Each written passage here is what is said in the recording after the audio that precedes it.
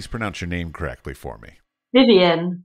And you run a roving, I believe is the word you use, art gallery in London, correct? Yeah, it's roving because we don't have a permanent space. So we change our spaces. You can call it pop-up if you like, which I don't like. Is that through choice, though, or through sort of necessity?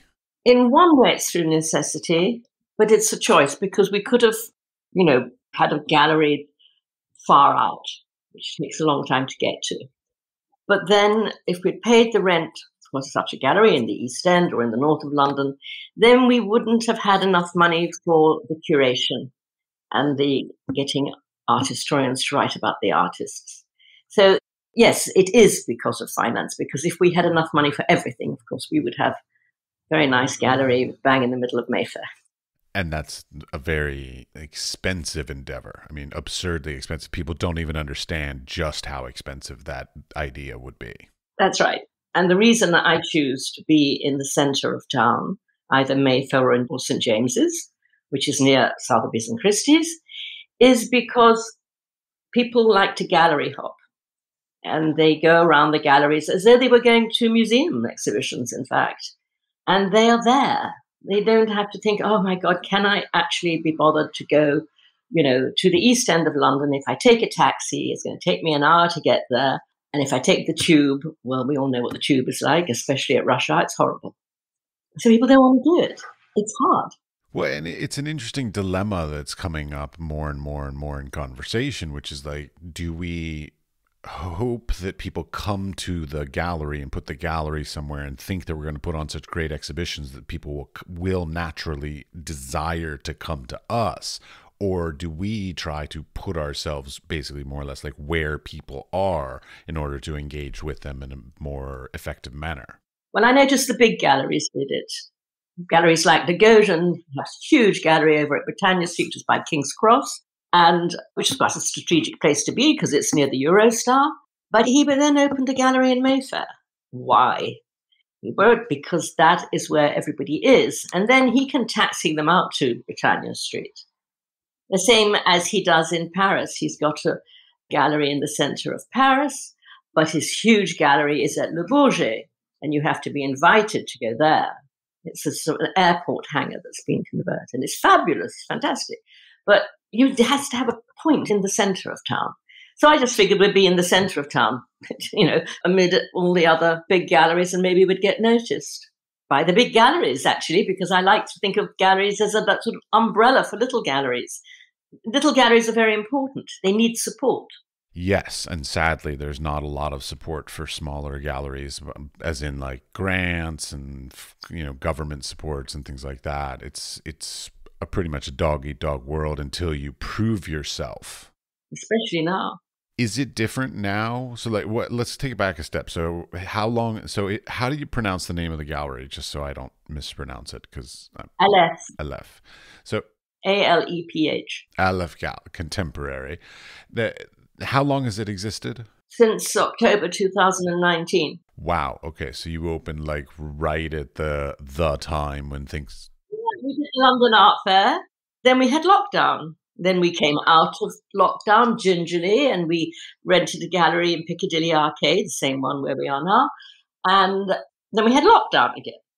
The great frustration of the artists. It's awful. But you have a longer history in the arts. Like, so take us back a step to like your history, because I know at one point you were an antiques dealer in Paris and you have other credentials and stuff like this before opening up this new gallery. I feel awkward calling it a gallery. Space? No. A concept? It's a passion. A passion. Love it. But it is a gallery because gallery is where you show paintings. Fair enough. Yeah, I worked with antiques. I used to find, because I had an antique shop when I was much younger, when I was married and living in Oxfordshire. And then I moved to Paris, and having had a French education anyway, so that was very easy for me and being bilingual. And I started finding for interior designers in London and New York, some in New York, fine antiques, French antiques. And I knew something about them. And then I met a lot of art dealers, and I more and more into art because I was interested in painting. I used to, haunt the museums, constantly in museums.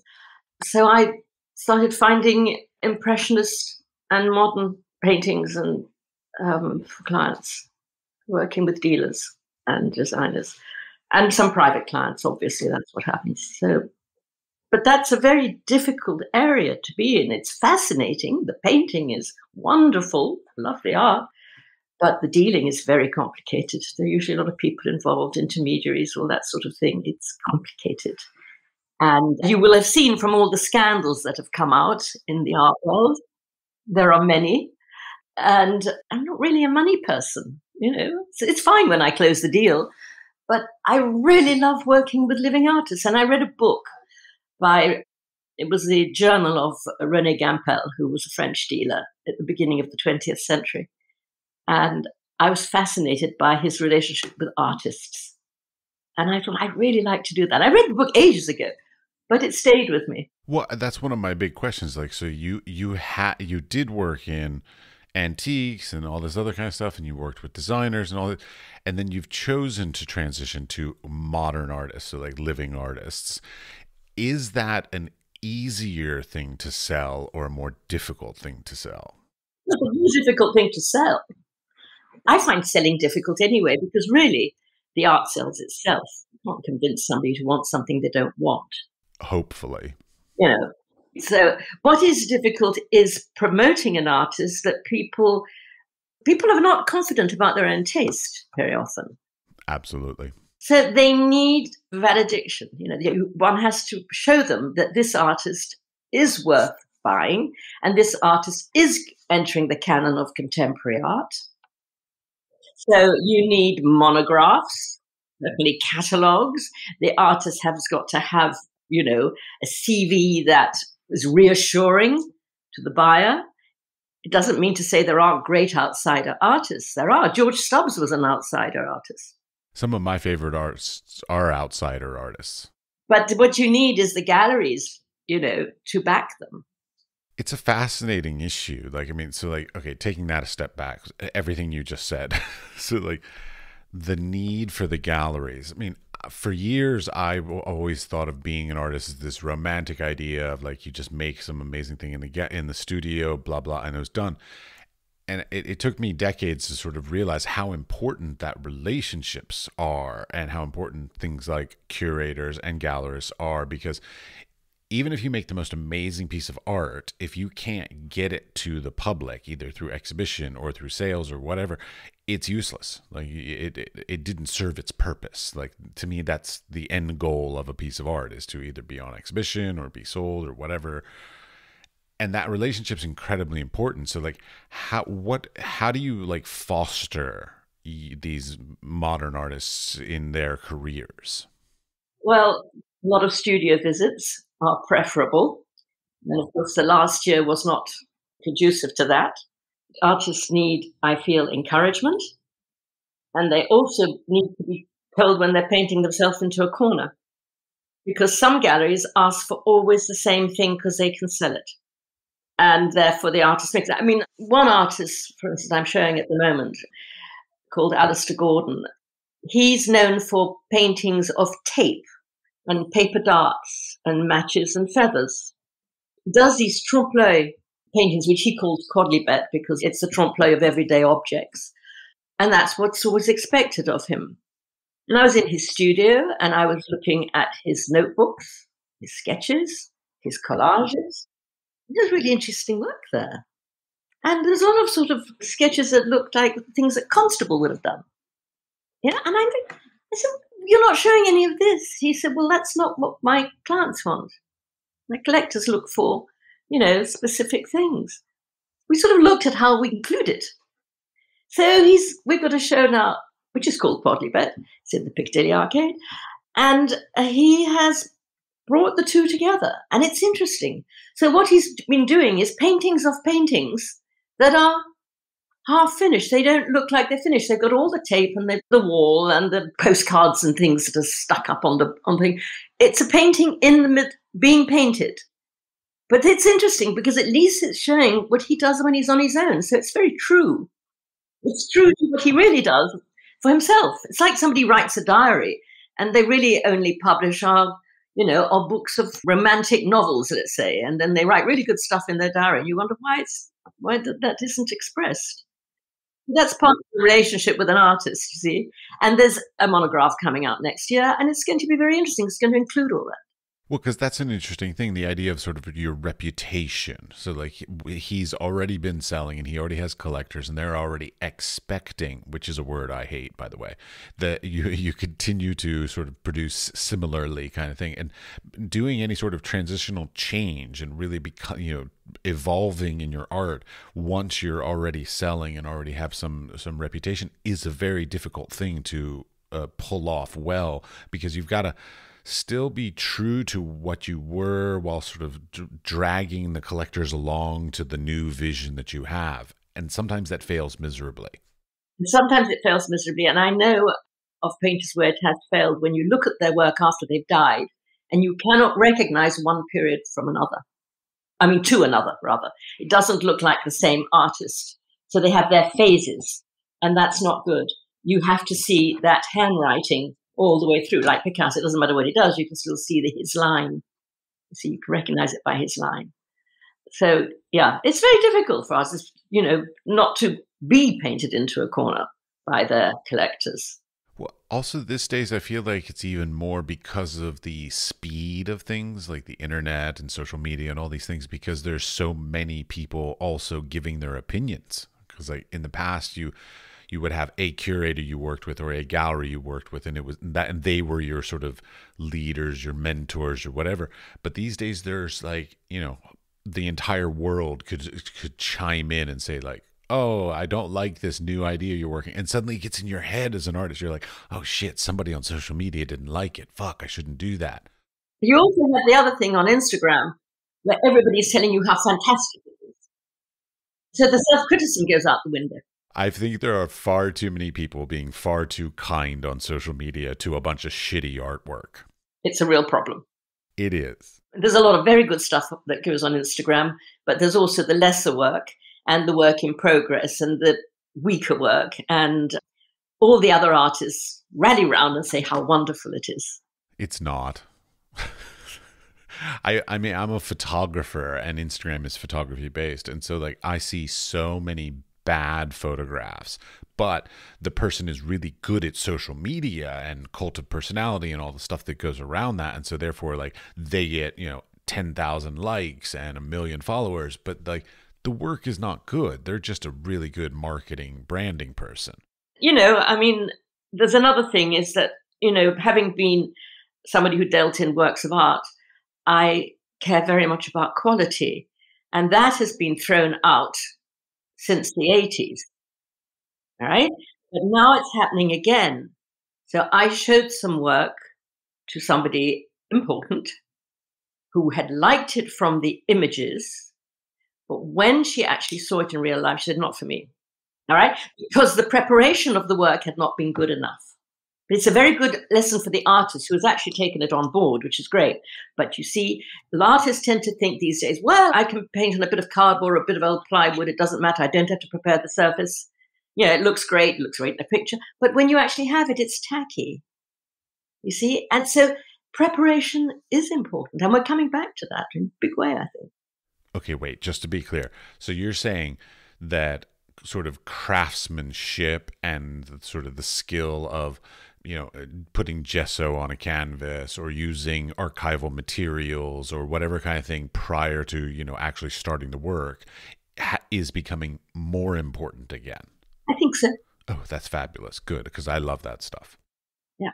Yeah, I'm a huge advocate of basically sort of like, you use the right materials for the right job. You don't go cheap just because you can. You don't have to go to the art shop and pay the full price.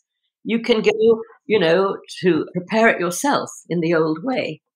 You can have a piece of wood and you prepare it. That's all. Oh, sure. My father actually makes his own rabbit skin glue from scratch. So, like, I'm all for it. The traditional techniques, yes. Indeed. Now, okay, earlier you talked about statements and talking about like this kind of stuff. I'm horrible with statements. I have such a bane of existence of statements. I mean, I understand their benefits and their needs in the industry and in the market and all that kind of stuff. You mean artist statements? Yeah. Yeah. I'm not too keen on artist statements either. Okay, fair enough. I prefer art historian appreciation. Well, that was what I was going to get to, which is the like, in many ways, in many places, they expect the artist to write it, and in many places, it is expected that a curator or an art historian will do that to create some context for them in the canon, as you said. So, like, where do you fall on that? Well, put it this way: the artist is asked questions and asked maybe to, write something down. Yes, but that's not final. That gives the art historian an idea of what's in the artist's mind. But then you also have to have the appraisal from the art historian. Great. I'm all for it. I would love somebody else to write my stuff for me. Well, I mean, because like I've often run into the issue of I feel like I'm too close to the work, basically, and I'm not really seeing the forest for the trees kind of thing. I'm too fixated on the nuances, and I don't understand. And because I'm so intimate with the work that I don't actually get a sense of like what the whole body is sort of talking about. Whereas a curator or a historian or whatever, they can see that kind of stuff. No, I love working with curators and art historians. It's wonderful. And, what's also very important, I find, is the philosophy. The philosophy of the artist, what the artist is aware of, and what the viewer brings to it. And what is the artist actually trying to say? I mean, is the artist talking about him or herself? Or is the artist looking at what it means to be human on a larger level? That's what I'm interested in. I'm not interested in the artist's ego. The artist has to have the ego to create the art, yes, but that's not enough. There has to be something much deeper. And you know how people are afraid to scratch, to go deeper because it might be painful? That's what the artist does, and that's why the artist is so interesting. A really good artist will scratch deeper and reveal something uncomfortable. Yes. We all hope that that's true. It's very difficult because, like, as a practicing artist, you sit there and you make what you make, and either you're in favor or you're out of favor at any given time because, different subject matters, different materials become more popular and less popular over the era. And you just sort of hope and pray that somehow you're of interest at the time when you're alive.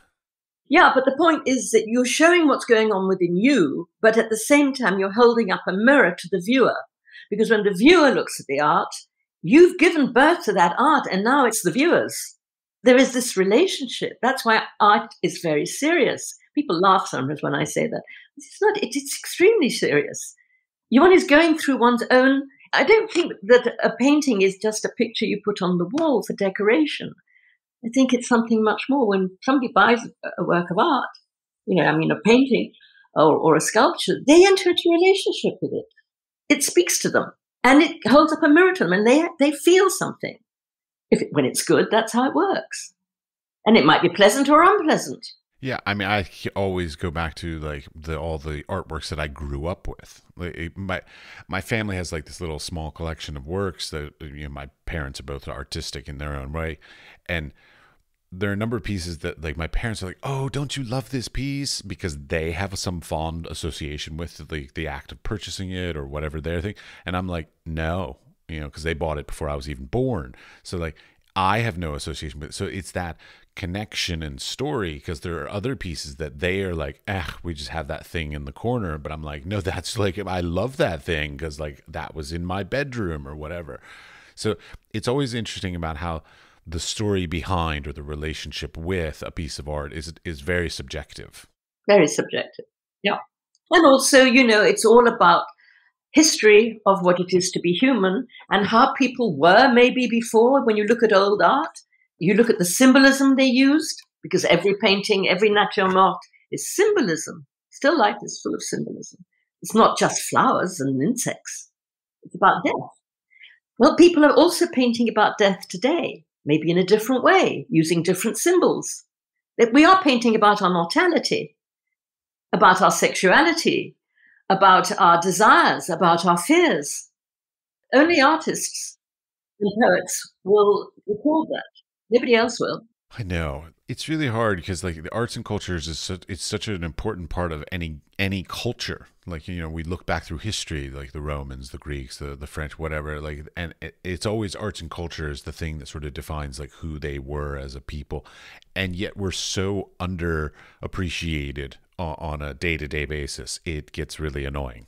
Yes, because you see, as the other great artist Tal R pointed out, to be an artist is the only area where it's an advantage to be vulnerable. But you see, vulnerable people get mistreated. It's a difficult balance because, like, you want to be vulnerable, but you don't want to be too vulnerable. But you have to be vulnerable to be any good, to feel perceptive. Because you're going into a scary area. Oh, you're talking to a guy who takes Xanax on a regular basis and like has anxiety attacks. Not very often, but they do happen. Like, I mean, it's hard. I mean, and I've been in therapy for years, so it's a very difficult balance because you want to be open and vulnerable at all times, but like being open and vulnerable just leaves you open to being crushed, basically. Well, artists are on the edge, and I guess I understand them because I'm also on the edge. All right. Solidarity. I went to art school, but I didn't do the right thing and do all the work. I was too unstable when I was young, and I didn't finish. So I have a good idea of what it's about. You can see that where artists have my enormous respect is that they work so hard. And it's very lonely work too. It is. I recently saw like a little infographic like of an iceberg, and at the top of the iceberg, it's like the art that you see, and then below the iceberg is all the work that the artists do, kind of thing. Like, I would put in years and years and years practicing with a technique and a medium before I ever put it out into the world. And so like people are like, why is that so expensive? And I'm like, because I put 5 years of practice into just mastering this one technique to be able to create this 10 pieces that are on exhibition. So you got to pay me back for those 5 years of work also. It is true. People do not realize what goes into it, and how many paintings have been painted that were put aside, that didn't catch that, what's the word, ephemeral, it catches a moment. I recently had a guest on, I'm not going to say the person's name, but they told me they're a painter, and I said, in your studio, how many of your works are successes, how many are not, what they were like 100%. Every painting I paint, I sell. And I'm like, are you fucking kidding me? Like, I'm lucky if I got 40%. But there are some people who put on Instagram everything that they make, and everybody tells them how wonderful it is, and they believe it. And time will tell, because when you look historically at what has survived, how much actually survives, and Instagram doesn't mean to say it's all going to survive.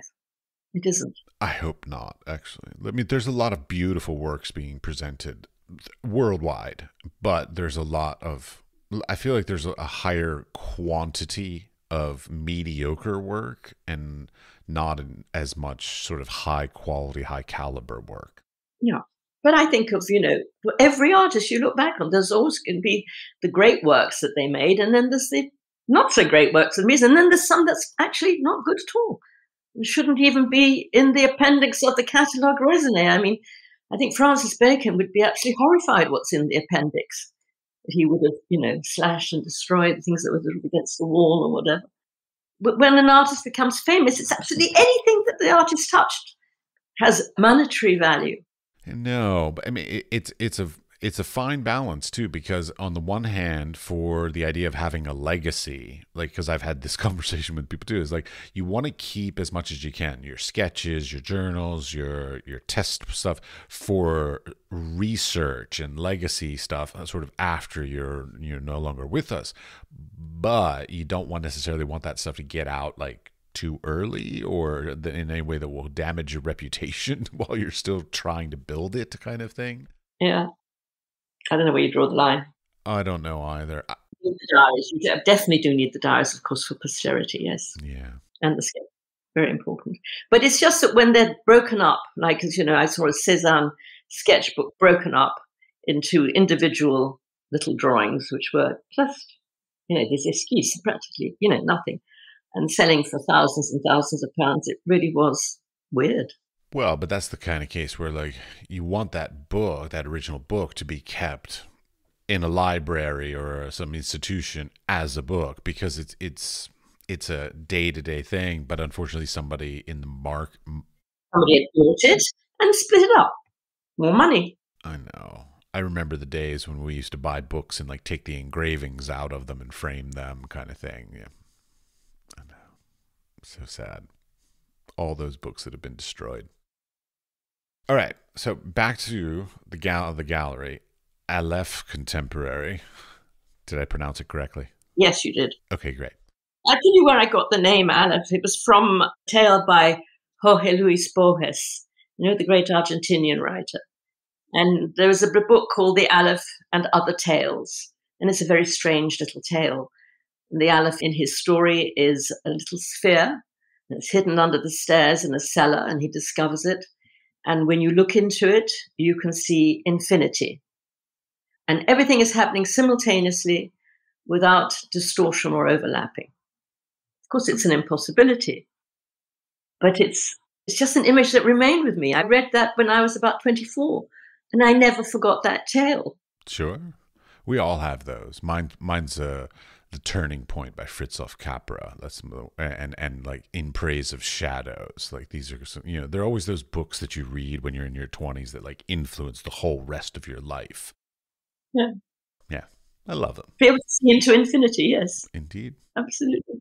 All right, but so the gallery doesn't have a physical space, but you represent artists, or do you? Yes, but it gets physical spaces. I mean, we're in Piccadilly at the moment.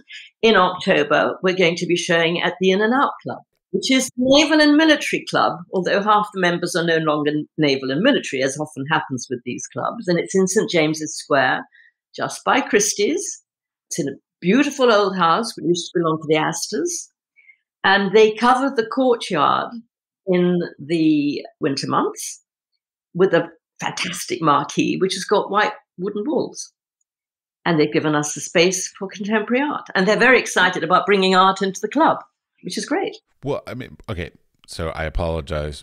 You don't have a permanent brick and mortar location. Got 3 exhibitions planned there until mid-March, you see. Well, and I love this kind of stuff, but I guess the question is like, is this model working? More and more people are doing it. For instance, there's an initiative called the Auction Collective, which is run by Tom Best, who used to work at Christie's. And he thinks our model is absolutely brilliant and more people should do it. Other galleries who've had actual physical spaces are now doing it. And then even on a very high level, Marian Goodman, who has got galleries in New York and Paris, which she's keeping, in London, she's just doing projects. She's given up her gallery. So that's quite interesting. So then again, if you're doing projects, then you will get specific spaces to show specific projects. So there is a new model. And have you noticed how auctions are changing now? I mean, now you have timed auctions online at Sotheby's and Christie's. You never had that before. Well, I mean, because on top of that, you have viewing rooms and you do videos and podcasts and you have other sort of basically online resources. There's a website now which never used to exist. Right. The website with all those things. We do videos, we do podcasts. So that's a very important part of what we do. There's a lot going on. It's not like we disappear and then reappear. We're there. Well, and part of that is like, how do you sort of keep relevant? Like, how do you keep in touch with these people, your collectors stuff? Is it still email lists and all this kind of stuff? Like, I'll be honest, I'm getting a little tired of like social media and email lists. Like, I'm getting to the point where I'm thinking like, I need to create postcards again and physically mail them, because like everybody is inundated with social media to the point that I believe that's come to the point of almost white noise, that you're just not even really paying attention to it anymore. It's true. You asked a hard question. But if I got a card in the mail, I'd be like, oh, okay, they put a lot of effort into that. Yeah. There are 2 ways of looking at that. But I mean, I see what you mean, yes. It's something I've been wondering about, whether one should actually send out physical cards or not. Do you think one should? Do you currently? No. It's an expense. That's the unfortunate part of it. Just printed a catalogue, for instance, which is a huge expense. More than cards, for sure, yeah. So what we will send out are the catalogues. That's expensive, yeah. But the actual cards for the preview, no, we've done it by email. But that's what I'm wondering is like, because I'm getting, I get inundated with emails about events all over. And it's like, we're all spending our money and our time doing computer-based things, and we're disregarding the physical stuff, which is really what we're in the market of dealing with, is physical stuff. And it's like, there's got to be a point. There's got to be a point where the computer-related stuff, the social media, the emails, is going to be overly saturated, and there's going to have to be a shift to something else. I don't think it's a huge expense. It's a question of having everybody's postal address.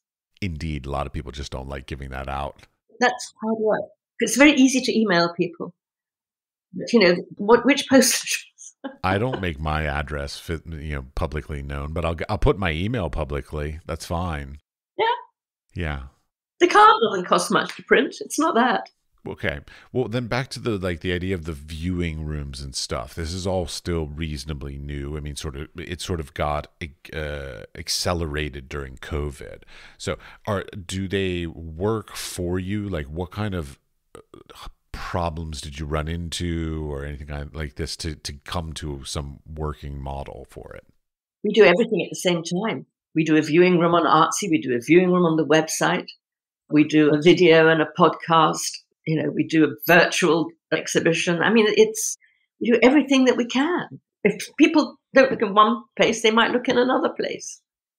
It's just that people don't know where to look. When a message comes into you, where do you look? Is it on WhatsApp? Is it on messaging?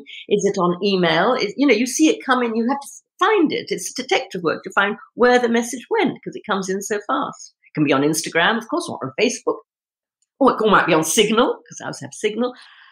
That's the other thing from WhatsApp, because Signal is more discreet. So I suppose one sort of does everything. And now you ask me what works, I'm not sure. I don't know. I just do it. Well, and that's the thing, is like, we, be it artists or gallery owners, like, we have to do so many different things to try to find, like, in the old days, there was reasonably sort of step by step, like, do this, and you'll connect with these people. But now there are so many different platforms and so many different ways. Well, there's another platform I want to join. I'm not going to mention the name because they seem to be having some trouble at the moment, but it's a virtual gallery thing. And there's an app where the client can see the painting in their living room.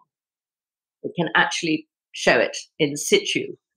That's very clever. Like augmented reality kind of thing. Yeah, I want to do that. But they haven't replied for the moment because I think they're restructuring. And then, of course, the other thing is, we do provide the old-fashioned service of delivering a painting and putting it in the person's living room to see whether it works for them or not. We will do that if it's logistically possible. Yeah, I know. That's an old thing that we used to do. We used to say that we would make agreements. When I was the manager of a gallery years ago, and we were toying with the idea of basically buying or hiring a van that we would just literally just bring a selection of art, and they would choose a couple, and then we bring a couple extras and literally put them in their homes, because they'll fall in love with it more when they actually physically see it in their home than when they see it in some sterile location. Yeah. But our problem now is when people want to buy a painting from us and they're in America or New Zealand or somewhere like that, and then the transport is going to cost more than the painting. Not including customs. Because people don't mind paying the transport if the painting is a very expensive painting. Because 10% of the painting, that's fine. But when it costs as much as the painting, it's not fine anymore. Understandable. Now, speaking of that, so you're UK based, but you have a very strong virtual. Yeah, but Brexit is not helping. Interesting. And we're only at the beginning of it. Why is it? Because it's cut off your EU people from being able to get it tax free, basically, or customs free. There's all kinds of problems. I mean, I'm not going to go into the red tape now, but it's everywhere. It's a real problem.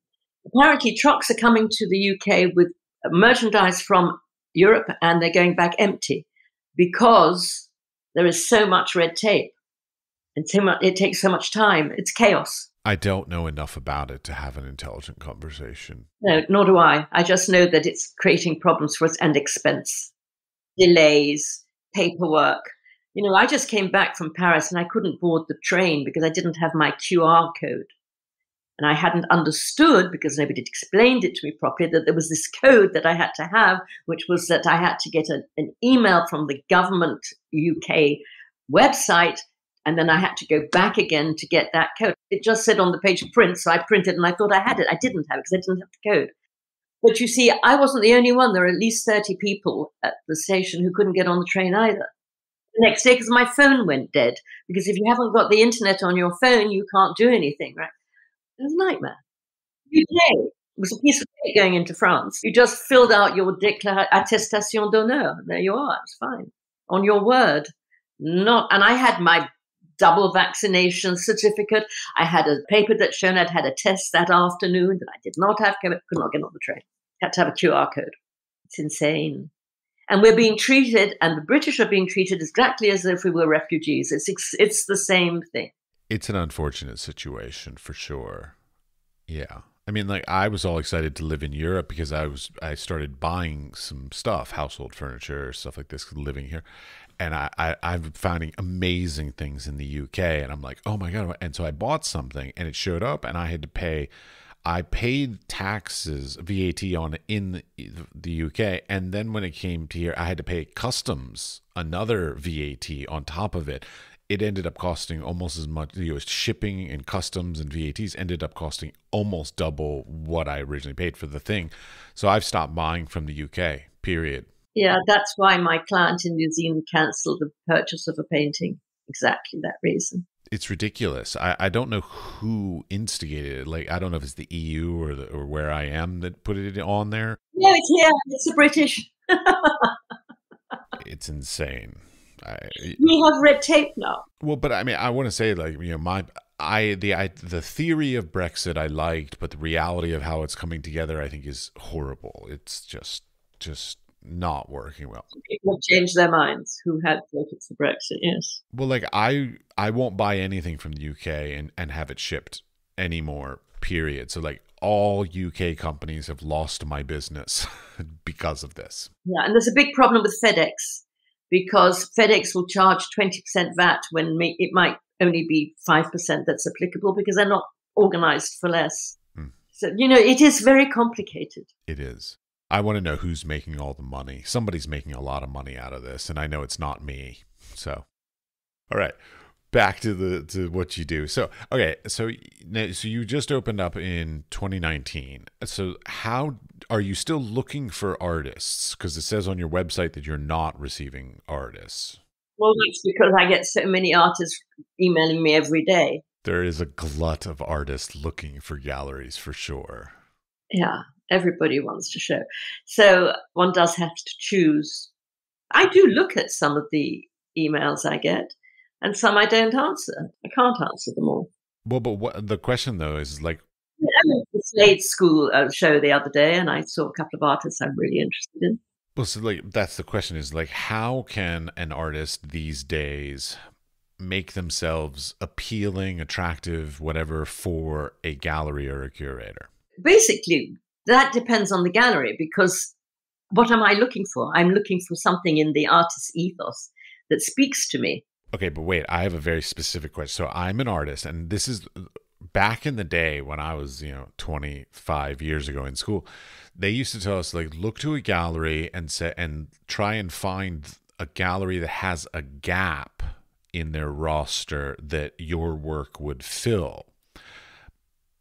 But I've also heard the opposite, where you try and find a gallery that maybe, let's say, also represents people that work is very similar to yours. So there's sort of a style of the gallery. So, like, which way do you sort of swing on that? Are you trying to, like, create a well-rounded roster with a variety of different stuff, or sort of a style? I think you create the style whether you mean to or not. Okay. And if you have somebody that doesn't really fit in, it sort of shows. You go, what's that person doing there? Doesn't really fit. Sometimes one might have an artist that sells better than others, but that artist might not really be a good fit, strangely enough. It really is about creating a community of artists who can talk to each other. And I think that's what I'm doing. Do they actually talk to each other? Like, do you actually get like round? Yeah. I've got generations that have taught each other or been, yeah, absolutely. I never imagined that. I always thought that galleries were just like every artist was just their independent little thing and they never spoke to each other. No, they do. It's very important.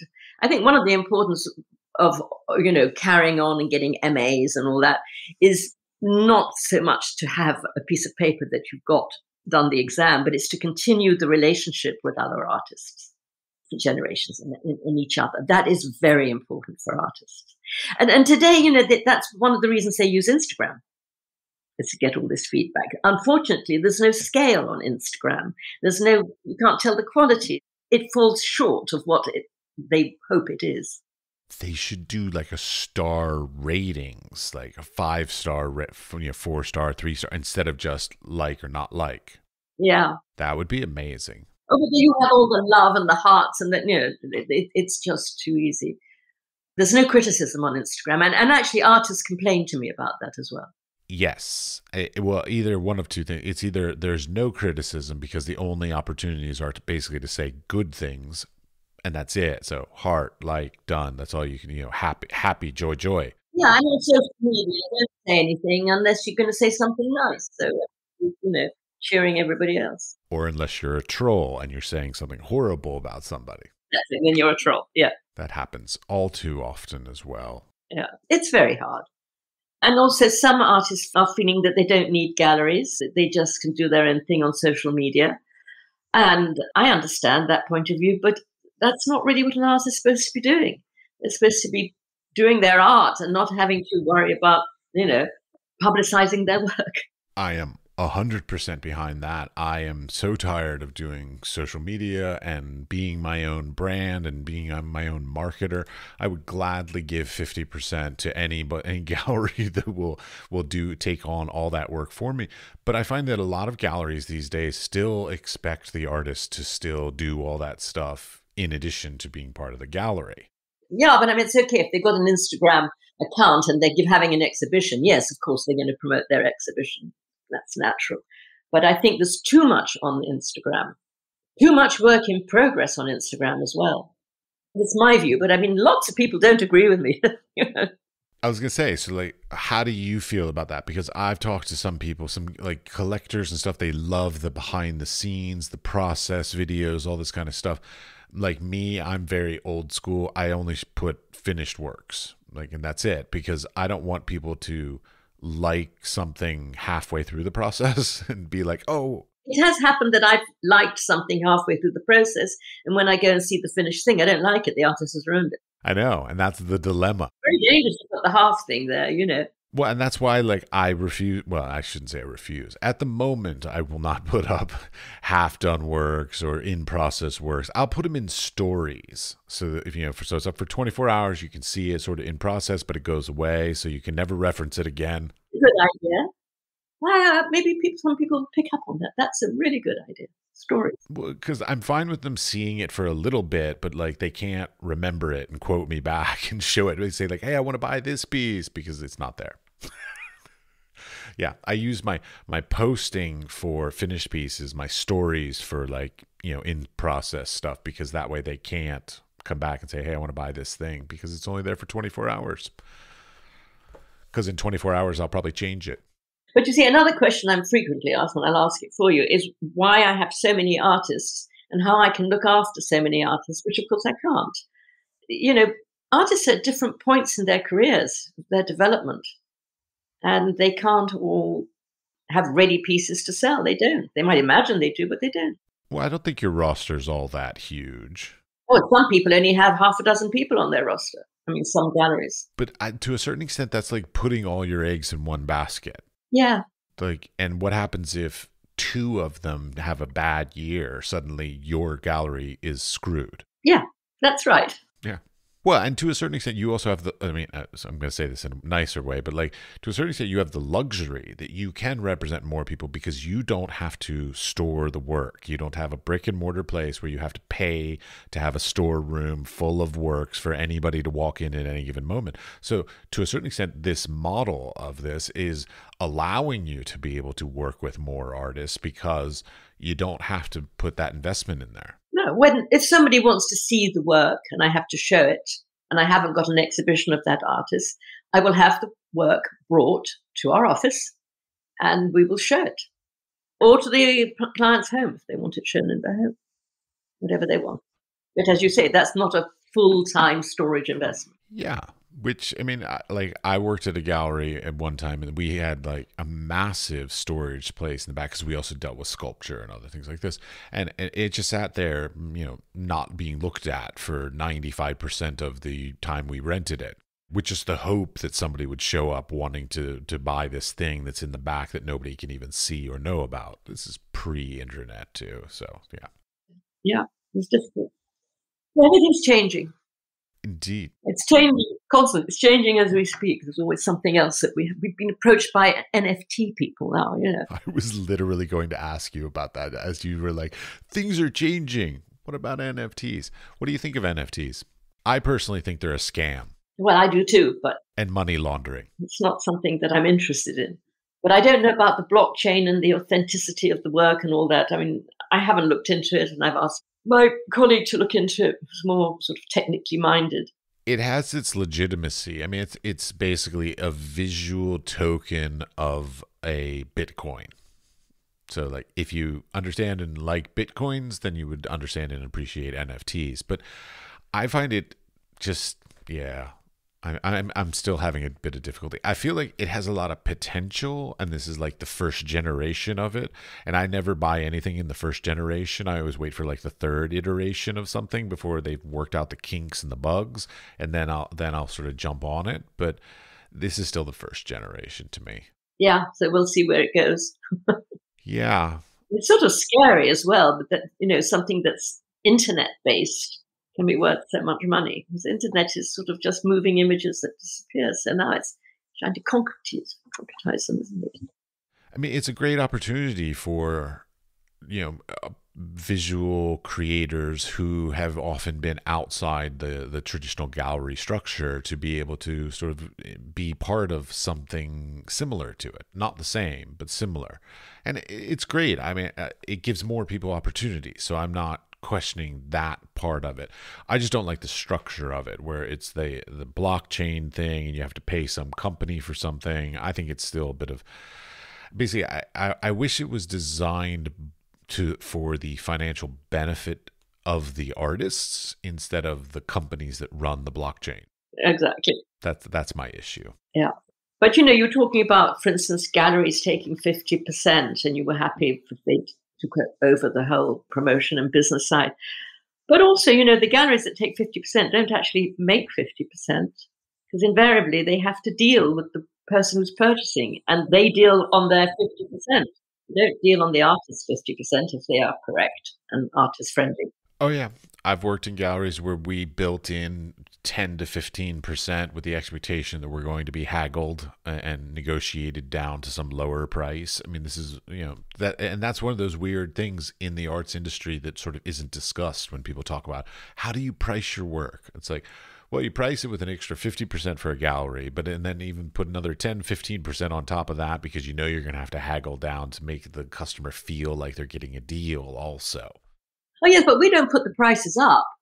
The price of a painting from our gallery would be the same as the price of a painting from the artist's studio. The artist is giving us 50% to do the work for him. Oh, yeah, no, I'm talking about how an artist prices. So, like, the artist price mustn't change. Well, that's a different issue. Yes, we can talk about that too. I mean, if it goes up everywhere. Yes. Right? It's the same if somebody buys direct from the artist or from the gallery. Correct. That's how it has to be. These days. I mean, if the artist, knows the person and it's a friend and they want to give them a fantastic discount, okay. But, it is at least the price. The person who gets the discount knows that the price is the same as in the gallery. Okay. Starts with that. But wait 1 second. I want to go back. You don't put on your website or in any sort of public venue, basically, the price. Because that's a debate. We have the prices on our website. Okay. If you go on our website and you see a painting, there'll be just the description. You click on the painting, and then you see all the details behind, including the price. Okay, so you do put the price. Very rare it says inquire. Sometimes it does because, for instance, some artists will say, okay, you can put the price up to £4,000 and beyond that, inquire. So I do as the artist requires. But most of the time, the price is there. Well, because there's a debate about whether or not you should put prices basically on the internet for art or not. And generally it's, when they get to the higher values, they say, no, don't put the price. There's a point where it's too high to put. I totally agree. I don't understand that because I still would like to know the value of it. Well, I suppose when there's something is, over 50,000, it becomes a little bit delicate to put the price up. Is that the price? 50,000? That's where it's like, let's not put the price. That seems to be so. Yeah. But I mean, no, but as I said, I have one artist who doesn't want his prices up to 4,000, put the price up. This is a point of contention because do we put the prices up? Don't we? We didn't used to, we did. But because of the internet, people want prices. If you have an internet art fair, as we've been having during lockdown, the prices are there. So it's now become something that maybe the galleries do. There are many galleries that still don't do it. Well, you kind of have to because, I have done it where I've gone down the rabbit hole of oh my God, I love this person's work. Oh my God, I love it. And I've done research and looked at websites and do it. And then after half an hour or 45 minutes of looking, suddenly I find a price and it's way out of my budget. And I'm like, why, if you could have given me that price in the first 30 seconds, I could have just stopped looking. Because it's really hard because you want to be able to look within your means. You kind of wish that it's like those websites out there, Artsy and all these other places where you can search by a price point kind of thing. So you're not even looking at things you simply can't afford, which is great. But on the other hand, we put on Artsy. I know, and a lot of people do. But on the other hand, it's also nice to see aspirational work saying that I want to save up to buy that. But I still want to know what the price is. But one does want to know what the price is. So we're catering to the person who wants to know what the price is. Well, I mean, it's like if I went to Zara and I said, hey, I really love this outfit, and they didn't put the price up. What industry other than, I don't know, what luxury jewelry, handbags, and art doesn't potentially put the prices up? That's right. Maybe, if something's bespoke, the price isn't up. Depends on what you order. I love the term bespoke, but yeah. I know. Bespoke Rolls Royce. Even a bespoke suit, which I love a good one. You can say starts at. Yes, it's always start at, and then when you start buying extra buttons or different fabrics, suddenly it's 3 times that starting at price. Drives me nuts. All right.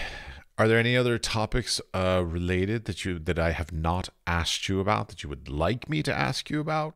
Not that pops to mind, actually. Or any topic that you want to talk about that we haven't discussed? No, I just wanted to talk about that 50% just now, which is why I brought it up.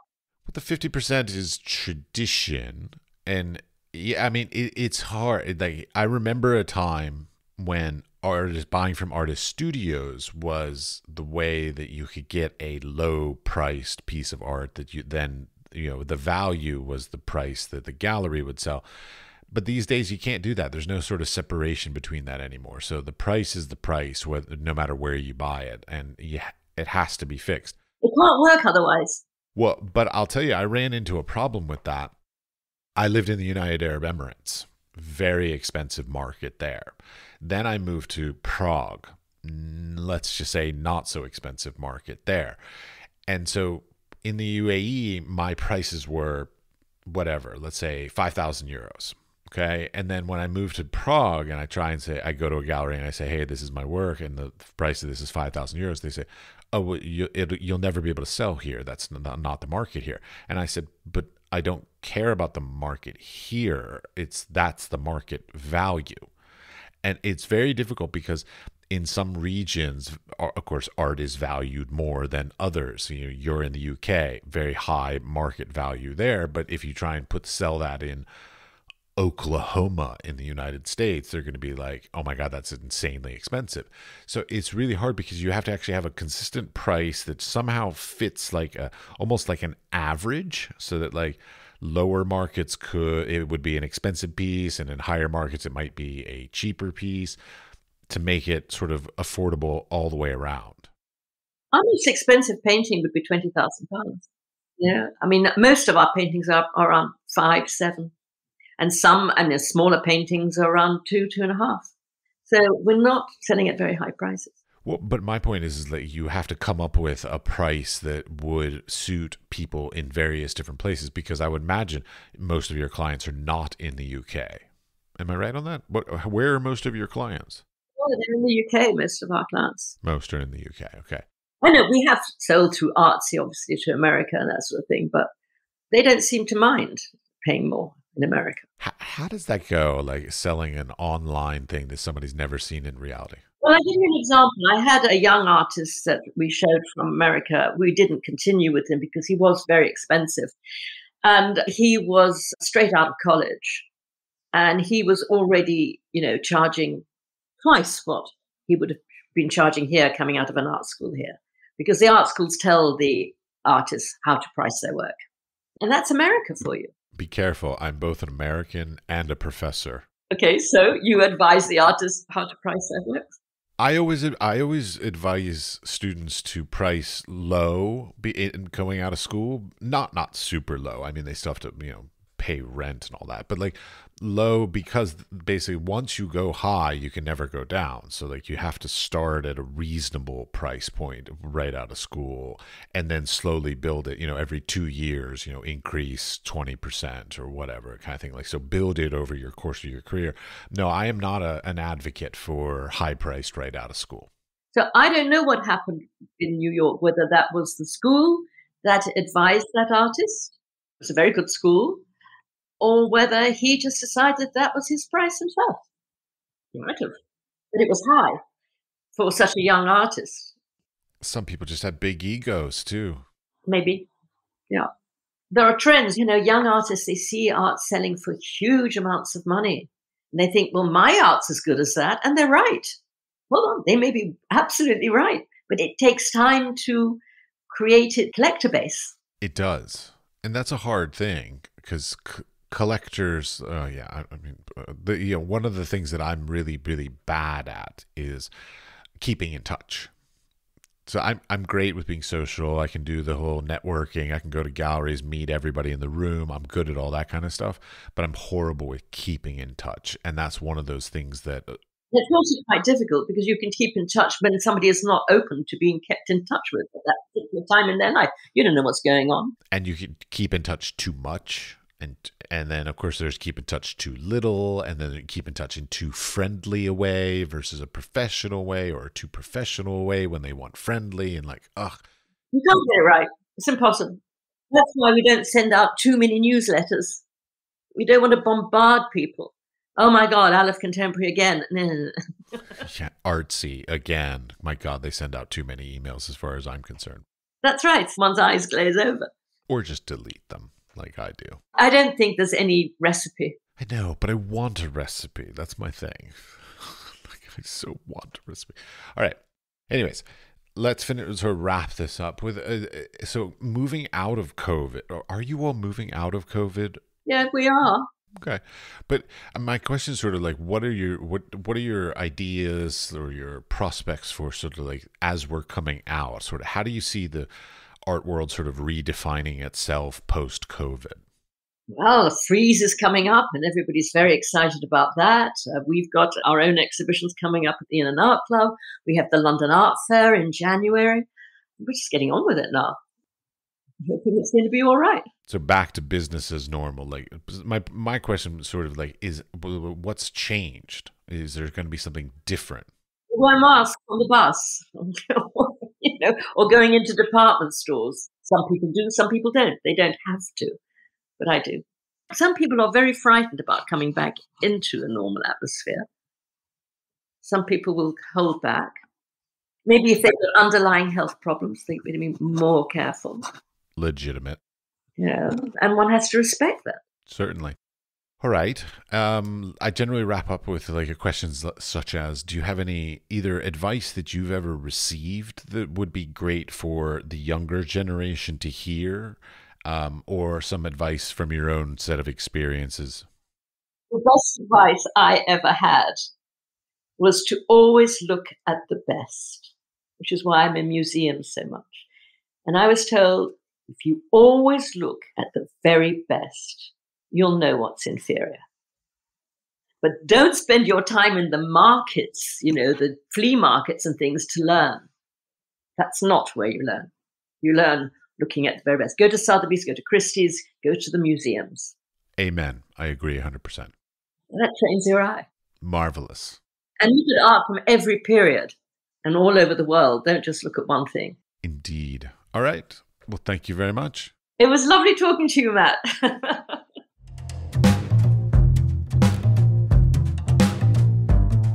I hope you enjoyed and learned something from our conversation. After all, I am a professor. I like learning. I've learned a lot myself about many of the things that I did wrong in my career thus far, and many of the things that I need to put more effort into moving forward. I hope this podcast has inspired and assisted you in becoming more successful in your creative endeavors. If you like the podcast, we would appreciate a 5-star rating, and a nice comment would be greatly appreciated. I would also like to thank Ron Helt for their comment and 5-star rating. Thank you, Ron Helt. RNOHELTT. Don't know how to pronounce it correctly. I hope I got it right. Please tell your friends to listen and subscribe as well. You can subscribe on Apple's Podcasts, Spotify, or wherever you get your podcasts. We are produced by 5014. The audio was edited by Jakub Černý, and the music was created by my childhood friend, Pete Bybee. Thanks, Pete. The Wise Fool is supported in part by an EEA grant from Iceland, Liechtenstein, and Norway in an effort to work together for a green, competitive, and inclusive Europe. We would also like to thank our partners Hunt Kastner in Prague, Czech Republic, and Kunstsentrene i Norge in Norway.